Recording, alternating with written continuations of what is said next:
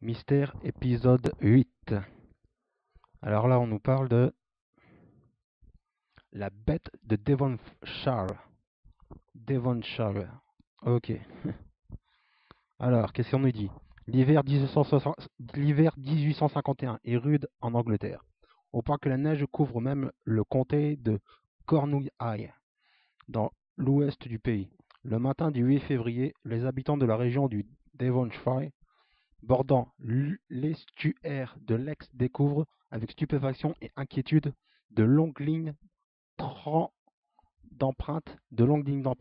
en forme de petits sabots de cheval.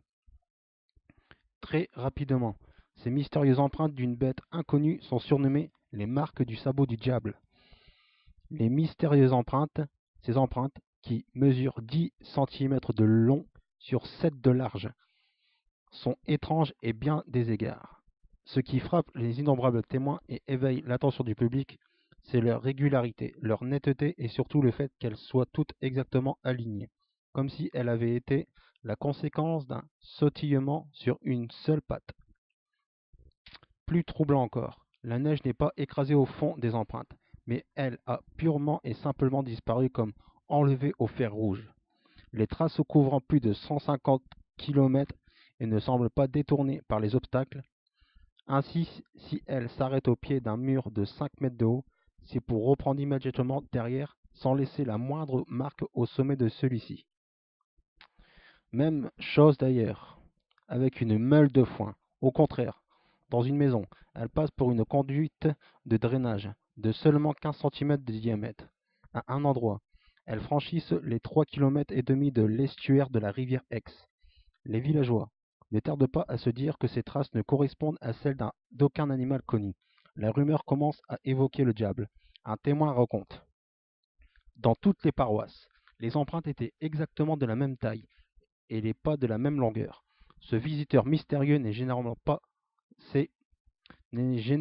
passé qu'une fois dans chaque jardin ou chaque cour. De même que dans presque toutes les maisons de quartiers urbains et dans les fermes avoisinantes, elle franchissait les murs comme si elle ne constituait pas le moindre obstacle. Les jardins entourés de hautes palissades ou de murs et dont les portes étaient fermées ont été autant visités que ceux qui étaient sans protection. Deux autres habitants de la même commune suivirent une ligne d'empreintes pendant 3 heures et demie, en passant sous des rangées de groseilliers et d'arbres fruitiers en espalier, perdant ensuite les empreintes et les retrouvant sur le toit des maisons auxquelles leurs recherches les avaient menés. Illustrated London News, 24 février 1855. Des hypothèses peu satisfaisantes. Au milieu du XIXe siècle, voyagent, les nouvelles voyagent encore lentement et il faut attendre la sortie de London Times du 16 février 1855 pour que cette nouvelle soit connue à Londres. Mais ce sont les témoignages publiés peu après dans l'Illustrated London News qui déchaînèrent les passions. D'abord, les Londoniens se moquent de ces histoires de prétendues créatures inconnues et de la véritable psychose qui s'est installée dans le Devonshire.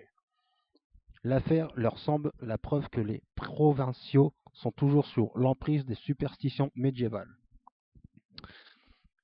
Mais alors que les informations se précisent, le caractère étrange du cas apparaît de façon évidente.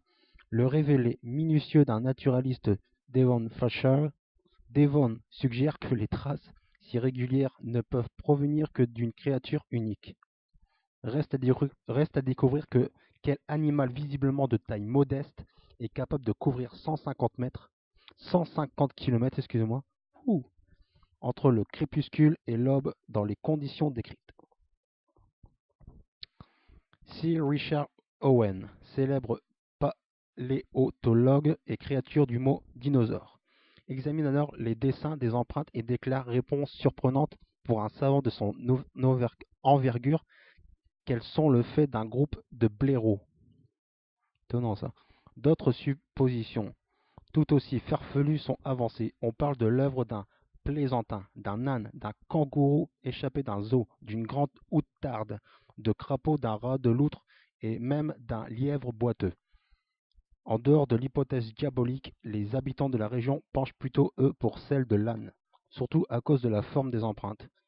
Mais personne ne parvient à expliquer comment l'âne en question a pu monter sur le toit de plusieurs maisons ou passer sur le rebord d'une fenêtre au deuxième étage sans se faire remarquer.